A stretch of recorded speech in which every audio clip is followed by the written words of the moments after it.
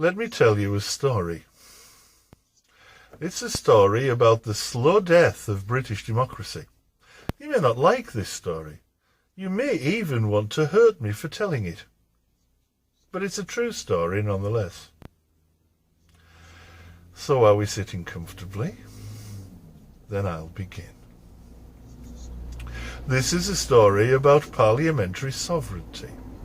Let's talk about the idea that our laws should be passed by our parliament, by the people that we vote for. Those 650 MPs who represent between them every constituency in the land. They should be the ones making our laws. I don't disagree with that, I never did. Our MPs should make domestic law, just as our European MEPs used to make European law, along with all the other elected representatives from across Europe. Two processes of democratically elected parliaments exercising their authority to make legislation in two very different constituencies. Then, people like Nigel Farage began complaining that somehow it wasn't democratic, despite being a democratically elected MEP himself.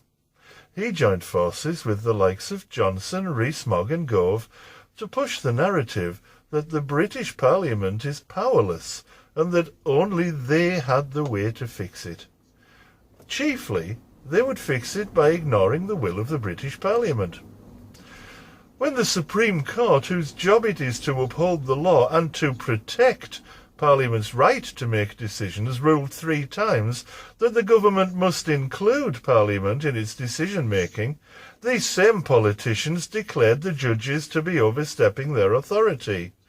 At the same time, the gutter press and assorted unelected far-right rabble-rousers, from Katie Hopkins to the bloke with the badly drawn EDL tattoo at the end of the bar, declared them to be traitors who should be hanged, or hung, as the bloke with the EDL tattoo would have put it, all for standing up for the right of your MP to have a say.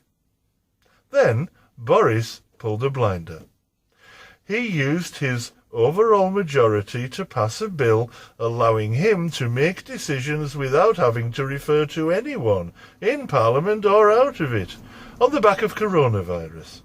Every single Tory MP in the House voted to remove their own right to take part in the democratic process, thus effectively disenfranchising almost every single constituency in the land, because they're standing up for sovereignty and Parliament's right to make law, and they stood up for Parliament's right to make law by removing Parliament's right to make law.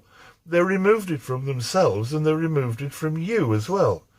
And Boris has gone on to use that very legislation to make a decision about Parliament again. Boris, that's right, Boris, and only Boris, has decided that since it's not possible to have more than 50 MPs sitting in the House at one time, then only 50 can vote. He's decided to turn off the perfectly adequate remote telelink participation that MPs have been using, without explanation. In doing so, he has removed at a stroke the democratic rights of 600 of the 650 constituencies to participate. It should never have been up to Boris Johnson to decide whether or not to limit parliamentary scrutiny like that. That's like asking a thief if he'd prefer not to be watched while he steals your family silver, or asking a bully if he wants police nearby while he mugs you. These 40 backbenchers have rediscovered their backbones. They might just begin to vote with integrity, as their consciences dictate. He's frightened of losing his majority on crucial Brexit votes, and so he's done a very British version of Hitler's dissolution of the Reichstag. He hasn't quite shut down Parliament, but he's disenfranchised enough of us, he's silenced enough of our MPs to maintain his own authority unchallenged.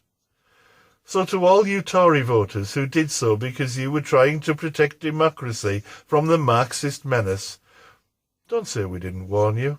This was all in the Tory party manifesto, and many of us were raising the alarm bells well before the country went to the polls. We told you that Johnson was destroying our democracy, and you called it fake news. We told you Boris was trying to become a dictator and you called us liars. We explained how it's not possible for Jeremy Corbyn to be a Marxist given his policies, and you called us anti-democratic. And now, thanks to all you Tory voters, we're starting to find out what the death of democracy really does look like. Well done. Please, if we ever get another chance to vote in a general election, don't do it again.